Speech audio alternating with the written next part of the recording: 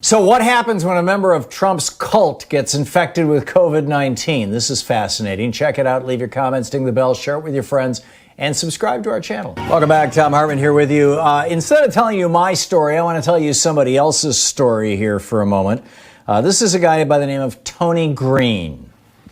You probably not heard of Tony Green, or maybe you caught a small story about him in the media. It didn't make much of a splash, but I thought it was a pretty important story. Tony Green lives in Dallas, Texas. He's, just your average guy, right? And he says he actually wrote this for the Dallas Voice, which is a newspaper in Dallas. He said, I admit I voted for Donald Trump in 2016. I admit traveling deep into the conspiracy trap over COVID-19. All the defiant behavior of Trump's more radical and rowdy cult followers, I participated in it. I was a hard ass that stood up for my God-given rights. He said, I believed that the virus was a hoax. I believed the mainstream media and the Democrats were using it to try to create panic, to crash the economy, to destroy Trump's chances of re-election. And so, believing the pandemic to be a hoax, my partner and I hosted family members on Saturday, June 13th. It's 6 weeks ago. And this is where the story gets real interesting. On Sunday, June 14th, I woke up sick, writes Tony Green.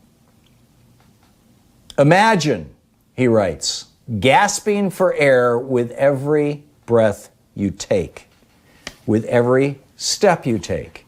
Imagine rubbing icy hot all over your head to soothe a painful headache.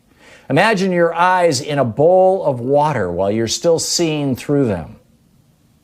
Imagine collapsing and waking up in the ER only to find out COVID-19 attacked your central nervous system and the doctor had just saved you from a stroke, writes Tony Green, a former Trump humper from Dallas, Texas. And then the story gets worse. Tony Green continues in his story. 2 days later, see, he had a family gathering, right? Because he didn't believe in COVID. He thought it was a conspiracy by Democrats to screw up the country so that Donald Trump wouldn't get reelected, to blame it all on Trump. And so he invited his whole family over to his house, and they all got together and they had a wonderful cookout and a nice day on Saturday, June 13th. Now now we're talking about the time, a few days later when he woke up in the hospital suffering from a stroke caused by the COVID. He continues.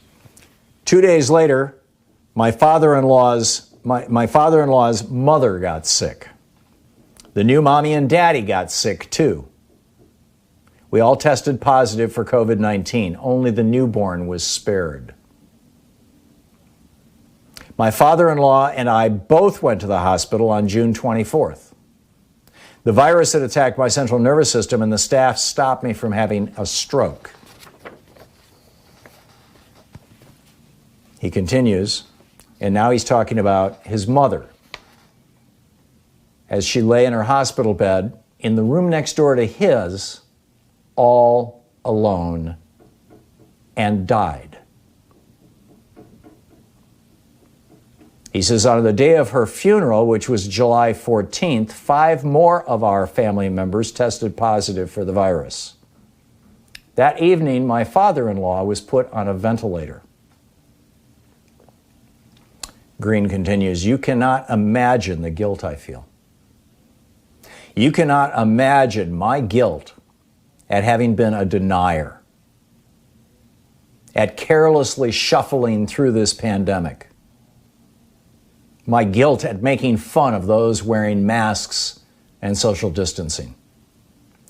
You cannot imagine my guilt at knowing that my actions convinced both our families that it was safe when it wasn't.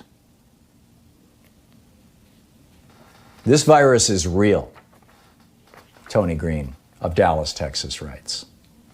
I am aware of how my bias could discredit me with some, but trust me, you do not want this virus. And you do not want your loved ones suffering and dying from this because you are taking a political stand or protecting the economy over their lives.